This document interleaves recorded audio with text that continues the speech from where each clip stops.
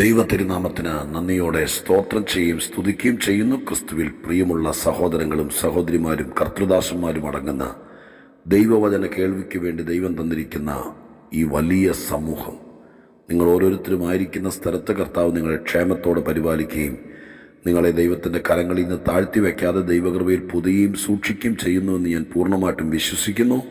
കർത്താവിൻ്റെ സന്നിധാനത്തിൽ ദൈവകരങ്ങളിൽ സുരക്ഷിതരായിരിക്കുന്ന എല്ലാ പ്രിയപ്പെട്ടവരെയും യേശുക്രിസ്തുവിൻ്റെ ധന്യമുള്ള നാമത്തിൽ വിനീതമായ സ്നേഹവന്ദനങ്ങൾ അറിയിക്കുന്ന കൂടെ നമ്മുടെ രക്ഷകനും വീണ്ടെടുപ്പുകാരനുമായ മഹാദൈവത്തിന് 1000 നന്ദിയും സ്തോത്രവും സ്തുതിയും പുകഴ്ചയും മഹത്വവും കരയറ്റിക്കൊണ്ട് ദൈവവചനം കൊണ്ട് നമ്മുടെ ദാഹം തീർക്കുന്ന, ആത്മീക വിശപ്പടക്കുന്ന, വഴികാട്ടിത്തരുന്ന ദൈവത്തിന് സകല പുകഴ്ചയും കരയറ്റിക്കൊണ്ട് ഇന്ന് ഈ കർത്തൃദിവസത്തിൽ നമ്മൾ ഒന്നിച്ച് ചിന്തിക്കാൻ കർത്താവിൻ്റെ പാദപീഠത്തിൽ ദൈവം തന്നിരിക്കുന്ന ദൈവാലോചനയുടെ ഒരു ചെറിയ ചിന്ത, ഒരു ചെറിയ ആലോചന പങ്കുവയ്ക്കാൻ വേണ്ടി കർത്താവിൽ ശരണപ്പെടുന്നു. സങ്കീർത്തനങ്ങൾ 136 സങ്കീർത്തനത്തിൻ്റെ 13-14 വാക്യങ്ങൾ ഞാൻ നിങ്ങളെ വായിച്ച് കേൾപ്പിക്കാം. 136 സങ്കീർത്തനത്തിൻ്റെ 13-14 വാക്യങ്ങൾ എങ്ങനെയാണ്? ചെങ്കടലിനെ 2 വിഭാഗിച്ചവന് അവൻ്റെ ദയ എന്നേക്കുമുള്ളത്.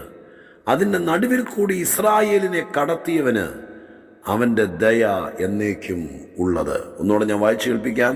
ചെങ്കടലിനെ 2 വിഭജിച്ചവന് അവൻ്റെ ദയ എന്നേക്കുമുള്ളത്.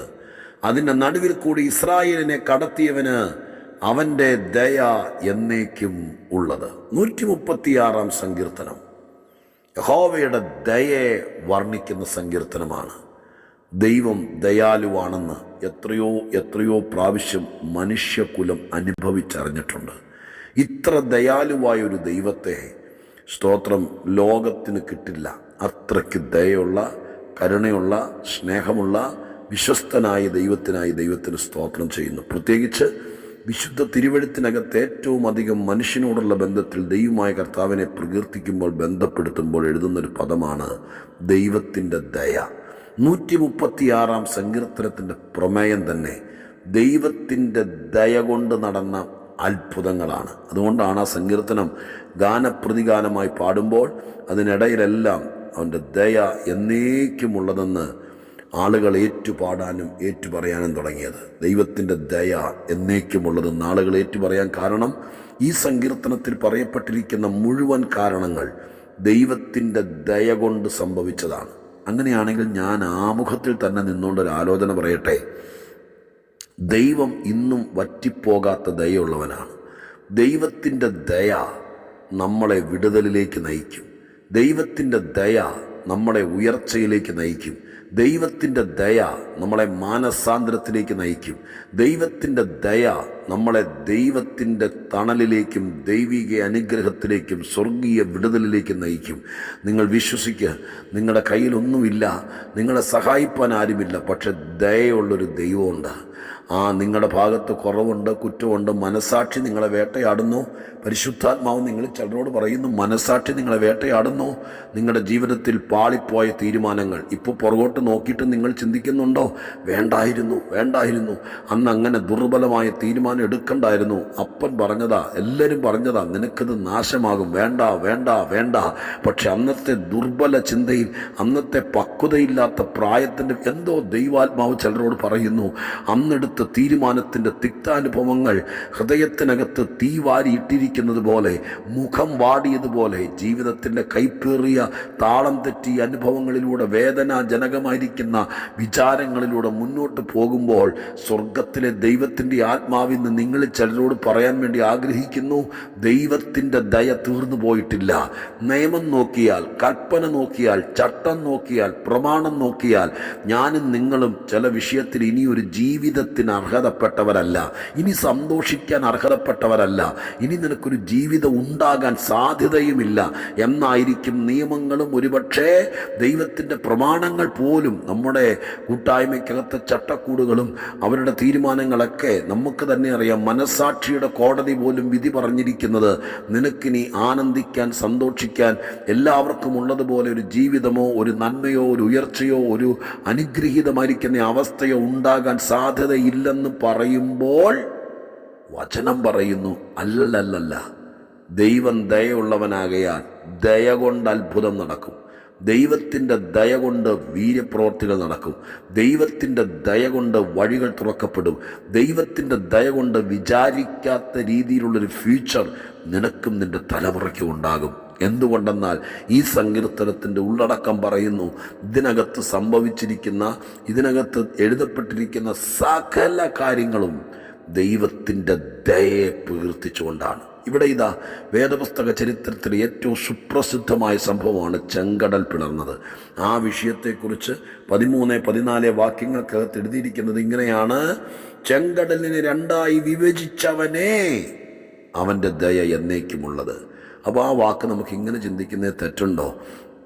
ചെങ്കടൽ പിളർന്നത്, ഒത്തിരി കാര്യങ്ങൾ നമുക്ക് വേദപുസ്തകത്തിൽ ചകഞ്ഞെടുക്കാം. പക്ഷേ ഈ സങ്കീർത്തനം പറയുന്നത് ഇതാണ്: നിന്റെ ദയ എന്നേക്കുമുള്ളത്, നിന്റെ ദയ എന്നേക്കും. അപ്പോൾ കടൽ പിളർന്നത് ദൈവത്തിൻ്റെ ദയ കൊണ്ട്, കടൽ പിളർന്നത് ദൈവത്തിൻ്റെ ദയ കൊണ്ട് എന്ന് എഴുതിയിരിക്കുമ്പോൾ തന്നെ അടുത്ത വാക്ക്, അതിൻ്റെ നടുവിൽ കൂടി ഇസ്രായേലിനെ കടത്തിയവന്. ഇന്നത്തെ തലവാചകത്തിന് അല്ലെങ്കിൽ ഇന്നത്തെ ടൈറ്റിലിന് ആധാരമായിരിക്കുന്ന വാക്യം അതാണ്. അതിൻ്റെ നടുവിലൂടെ ഇസ്രായേലിനെ കടത്തിയവന് അവൻ്റെ ദയ എന്നേക്കുമുള്ളത്. ശ്രദ്ധിച്ചേ, കടലിൻ്റെ നടുവിലൂടെ, ആ കടലിൻ്റെ നടുവിലൂടെ ഇസ്രായേലിനെ കടത്തിയവന് ദൈവമേ അങ്ങയുടെ ദയ എന്നേക്കുമുള്ളത്. ഞാനതിനെ ഒരു വലിയ പ്രശ്നമായി തന്നെ, സത്യത്തിൽ അവരുടെ വലിയ പ്രശ്നമായിരുന്നല്ലോ അത്. അതിൻ്റെ നടുവിലൂടെ അത് പ്രശ്നത്തിലൂടെ കിടക്കുമെന്ന് വിചാരിച്ച്, പ്രശ്നത്തിലൂടെ കിടക്കുക എന്നുള്ളത് പ്രശ്നത്തിൽ ചെന്ന് ചാടുക എന്നുള്ളതല്ല. ഈ കടലിലൂടെ അവരക്കരെ കിടക്കാൻ മാനുഷിക ബുദ്ധിക്ക് സാധ്യതയുള്ളതല്ല. പക്ഷെ ദൈവത്തിൻ്റെ വചനത്തിൽ എഴുതിയിരിക്കുന്നത് ഇങ്ങനെയാണ്: ചെങ്കടലിലൂടെ ഇസ്രായേലിനെ കടത്തിയവനെ, അവൻ്റെ ദയ എന്നേക്കുമുള്ളതെന്ന്. ഞാൻ നിങ്ങൾക്കൊരു ഉറപ്പ് തരാം. ഇത് ഈ മാസാവസാന ദിവസമാണ്. അടുത്ത മാസം, അടുത്ത ദിവസം സൂര്യോദയത്തിങ്കൽ അടുത്ത മാസം ആരംഭിക്കുകയാണ്. ഞാൻ ഇപ്പോഴേ ദൈവത്തിൻ്റെ ആത്മാവിൽ നിങ്ങളുടെ മെയ് മാസത്തിലേക്ക് നോക്കിയിട്ട് ഇങ്ങനെ പറയാം: നിങ്ങൾ വിഷയത്തിൽ കിടക്കുകയല്ല, കടത്തി വിടും ദൈവം, ക്രോസ് ചെയ്ത് വിടും ദൈവം. സ്വർഗത്തിലെ ദൈവം പറയുന്നു, ഇന്ന് നിങ്ങൾ ചില പ്രശ്നങ്ങളുടെ ഇപ്പുറം നിൽക്കുകയാണോ? ഏപ്രിൽ മാസം 30-ാം തീയതി ഇപ്പുറം നിന്നുകൊണ്ട് എങ്ങനെ ഈ വിഷയത്തെ തരണം ചെയ്യും, എങ്ങനെ ഇത് കടക്കും എന്നോർത്ത് ഭാരപ്പെടുകയാണോ? ഞാൻ നിങ്ങൾക്ക് ഉറപ്പ് തരാം, ദൈവത്തിൻ്റെ ദയ തീർന്നു പോകാത്തത് കൊണ്ട് നിങ്ങൾ ആ വിഷയത്തിൽ പെട്ടുപോകുമെന്നല്ല, നിങ്ങൾ ആ വിഷയത്തിൽ കെട്ടുപോകുമെന്നുമല്ല, നിങ്ങൾ ആ വിഷയത്തിലൂടെ കടക്കും. ചില പ്രശ്നങ്ങളിലൂടെ കടത്തി വിട്ടാലും സ്വർഗത്തിലെ ദൈവമായ കർത്താവ് അവിടെ ഒരു വാക്കുണ്ട്, നടുവിലൂടെ. ആ വാക്ക് ശ്രദ്ധിച്ച്, നടുവിലൂടെ, അതിൻ്റെ നടുവിൽ കൂടെ ഇസ്രായേലിനെ കടത്തിവിട്ടവനെ, ചില കാര്യങ്ങളുടെ നടുവിലൂടെ നിന്നെ കയറ്റിവിടും. ചില ശക്തന്മാരുടെ നടുവിലൂടെ, ചില പോർവിളികളുടെ നടുവിലൂടെ, ചില വിഷയങ്ങളുടെ നടുവിലൂടെ, ചില പ്രത്യേക സാഹചര്യങ്ങളുടെ നടുവിലൂടെ എൻ്റെ ദൈവം നിന്നെ പിടിച്ച് കയറ്റി വിടുന്ന മാസമായി പരിശുദ്ധാത്മാവിൽ അടുത്ത മാസത്തെ പ്രഖ്യാപിക്കുമ്പോൾ കർത്താവിൻ്റെ തിരുസന്നിധാനത്തിൽ വിശ്വാസത്തോടെ, ദയയോടെ, കരുണയോടെ, കൃപയോടെ കർത്തൃസന്നിധി നമുക്ക് ഒരുമിച്ച് സ്തോത്രത്തോടെ ഏറ്റെടുക്കാൻ. ദൈവമേ, നിൻ്റെ ദയ നിമിത്തം ഞാൻ ചില വിഷയത്തിൽ കടന്നു പോകുമെന്നല്ല, കടന്നു പോകുമെന്ന് പറഞ്ഞാൽ അവിടെ അങ്ങ് പെട്ടുപോകുമെന്നല്ല, അതിനെ തരണം ചെയ്യും. ചില കാര്യങ്ങളുടെ നടുവിലൂടെ നീ കയറിപ്പോകും. ഒന്നുകൊണ്ടും പേടിക്കണ്ട. അവിടെ പെട്ടുപോകത്തില്ല, അവിടെ ഒതുങ്ങിപ്പോകത്തില്ല, അവിടെ കെട്ടപ്പെടത്തില്ല, അവിടെ ബലഹീനമായി തീരത്തില്ല. സ്വർഗത്തിലെ ദൈവം നിന്നെ കടത്തിവിടും. ഞാൻ അതിനുവേണ്ടി പ്രാർത്ഥിക്കാൻ ഒരുങ്ങുകയാണ്. ഒന്നും കണ്ട് പകയ്ക്കരുത്, ഒന്നും കണ്ട് അറച്ചു നിൽക്കരുത്. വീട് പണി നടക്കാനുണ്ടോ, കുഞ്ഞിൻ്റെ ഫീസ് കൊടുക്കാനുണ്ടോ, ആ വിഷയത്തിലൂടെ നീ അങ്ങ് കടന്നു പോകും. പേടിക്കണ്ട, അത് നിന്നെ ഒതുക്കത്തില്ല, അവിടെ ഒതുക്കിയിടത്തില്ല. നിൻ്റെ ജീവിതത്തിനകത്ത് പരിശോധനകൾക്ക് വിധേയപ്പെടേണ്ട സമയം വന്നിരിക്കുകയാണോ? നിൻ്റെ കുഞ്ഞൊരു രോഗിയാണോ, അവളുടെ ഒരു കുടുംബ പ്രശ്നത്തിലാണോ? അതിൽ കൂടെ ദൈവം അങ്ങ് കടത്തിവിടും. മെയ് മാസത്തിൽ നീ അതിൽ സ്റ്റേ ചെയ്യുകയല്ല, അതിലൂടെ അങ്ങ് കടത്തിവിടും. അതിലൂടെ തീച്ചുളക്കകത്തൂടെ കയറിയിറങ്ങും, അവിടെ കിടക്കത്തില്ല. പെരുവെള്ളത്തിലൂടെ കയറിയിറങ്ങും, അവിടെ കിടക്കത്തില്ല. പ്രശ്നങ്ങളിലൂടെ കയറിയിറങ്ങും, അവിടെ കിടക്കത്തില്ല. ടണലിൽ യാത്ര ചെയ്യുമ്പോൾ കണ്ടിട്ടുണ്ടാവും, ചിലപ്പോൾ വാഹനം ടണലിനകത്ത് കയറും. സ്തോത്രം. ചിലപ്പോൾ വളരെ ദീർഘദൂരം യാത്ര ചെയ്യേണ്ട ടണലുകൾ കാണും. ചിലപ്പോൾ പെട്ടെന്ന് എന്താണെങ്കിലും ഏത് ടണലും അപ്പുറം കിടക്കും. ഏത് മറയും തുരന്ന് ഇവിടെ നിന്ന് കയറിയാൽ അപ്പുറം കിടക്കും. ഇനി യാത്ര ചെയ്യുമ്പോൾ നിങ്ങൾ ഓർത്തോളണം, ഇതിനകത്ത് കയറുമ്പോൾ ഇരുട്ടാണ്, വേറൊരു അന്തരീക്ഷമാണ്. പക്ഷെ ഇതിനൊരു മറുവശമുണ്ട്.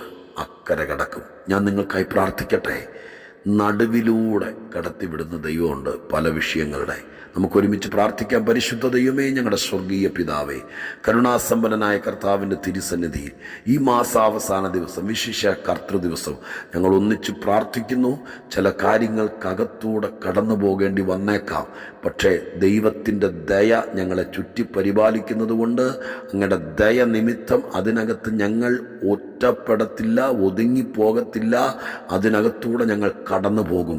കർത്താവ് അതിൻ്റെ നടുവിലൂടെ കടത്തിവിട്ടവനേ എന്നെഴുതിയിരിക്കുന്നു. അയ്യോ, അങ്ങനെ ചെയ്യാമോ എന്നല്ലല്ലോ കർത്താവെ അവർ ചോദിച്ചത് അതിൻ്റെ നടുവിലൂടെ കടത്തിവിട്ടവനെ, അങ്ങയുടെ ദയ എന്നേക്കുമുള്ളതെന്ന്. ചില വിഷയത്തിലൂടെ കടത്തിവിട്ടത് നന്നായി, ചില പ്രശ്നത്തിലൂടെ കയറ്റിവിട്ടത് നന്നായി എന്ന് പിന്നത്തേതിൽ പറയത്തക്ക രീതിയിൽ അങ്ങയുടെ ദയയെ വർണ്ണിക്കാനുള്ള ചില അനുഭവങ്ങളും സാക്ഷ്യങ്ങളും ദൈവമായ കർത്താവ് തരാൻ പോകുന്നതിനായി സ്തോത്രം ചെയ്യുന്നു. എല്ലാവരെയും അനുഗ്രഹിച്ച് പ്രാർത്ഥിക്കുന്നു.